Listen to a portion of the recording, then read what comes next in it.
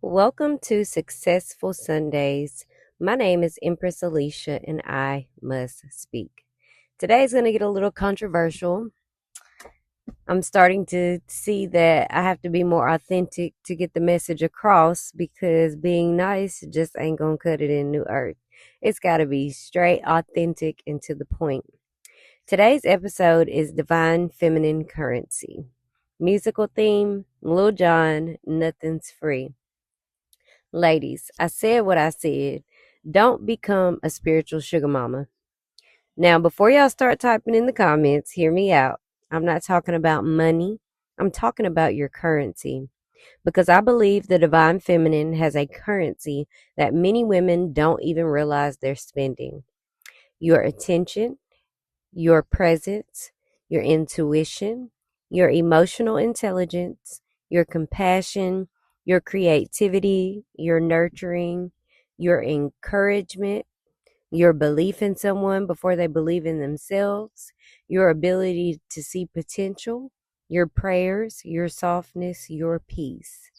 That shit right there, that is your motherfucking currency. And I think women have been spending it like it's free. Maybe that's why I chose today's musical theme, Nothing's Free. Because nothing in life is free, especially not me. Oh, yeah. Okay. Because nothing is. Not your time, not your peace, not your attention, not your emotional labor, not your intuition, not your womb, not your body, not your nervous system, not your love. Everything costs something. Even unconditional love costs the person giving it. And I think that is the conversation nobody wants to fucking have. See, as the divine feminine continues, the rise that is, I believe it's happening right before our own eyes. Women are taking their power back. Women are becoming emotionally intelligent. Women are choosing freedom over fear, freedom over possessiveness, freedom over obligation, freedom over settling. Women are remembering they have permission to exist outside of serving everyone else.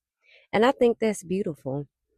After centuries upon centuries of suppression, whether you study the erasure of women's voices in religious history, whether you look at traditions that push women out of positions of spiritual authority, or whether you simply look at generations of mothers and grandmothers who carried entire families while neglecting themselves, many women were taught to survive by pouring.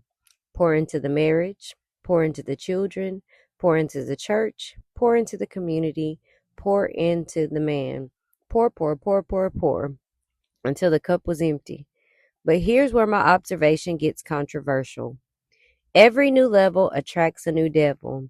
And I think as women begin reclaiming themselves, some people have simply found a new way to access feminine energy. Not through ownership, not through control, but through endless access, through endless emotional labor, through endless availability, through endless giving. That's why I coined the phrase, don't become a motherfucking spiritual sugar mama. Because some women are financing people's lives with their attention while their own life is falling apart. I see women building men who never build them. I see women becoming emotional investors in someone else's purpose while neglecting their own. I see women praying for men, encouraging men, believing in men, healing men, mothering men, cheering men on, only to look up one day and realize they have neglected themselves.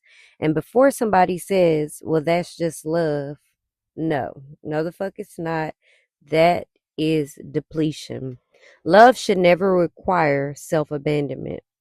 I don't want power over a man. That's not my message at all. My message is hold your own power first, protect your own energy first, honor your own becoming first. Because I believe something happens when woman gives her attention. When woman gives her attention, she amplifies, she nurtures, she breathes life into things. She becomes the environment where ideas grow, dreams grow, confidence grows, businesses grow, families grow, I've watched it, I've lived it. I've seen women pour into powerful men with pure love and no boundaries. Then years later, his business is thriving, his confidence is thriving, his bank account is thriving, his purpose is thriving, and she's exhausted, confused, trying to remember who she used to be. And maybe that's because every time you give your attention, you're saying no to something else. You're saying no to your business, your creativity, your healing, your peace, your children, your dreams, your body, your rest, your purpose. Nothing is free. Everything has a cost, including attention. And maybe that's why Lil Jon said it perfectly. Nothing in life is free, especially not me. Ladies, stop acting like your energy is free. Now, hear me. I'm not talking about prostitution. I'm not talking about making every interaction transactional. I'm talking about reciprocity. There's a difference. If I invest my time, meet me with intention. If I invest my emotional energy, meet me with emotional maturity. If I pour into your vision, create space for mine too. If I become your peace, don't become my chaos, because I believe sacred things deserve offerings, not because they're for sale, but because they're valuable. Offerings aren't always money. They're consistency, protection, integrity, presence, effort, gratitude, reciprocity. Creating an environment where the woman pouring into you also gets poured into. That's the offering. And maybe that's the lesson of this new chapter. The divine feminine isn't rising because she wants to dominate. She's rising because she's remembering the value of her own currency. She's remembering that unconditional love does not require unconditional access. She's remembering that boundaries are sacred. She's remembering that freedom includes the freedom to say, no, hell no. Today, I want everyone listening to audit her energy. Who receives your best? Who replenishes you? Who celebrates your becoming? Who protects your peace? And if the answer is nobody, maybe the first offering needs to come from you, because your attention is expensive, your presence is expensive, your intuition is expensive, your love is expensive.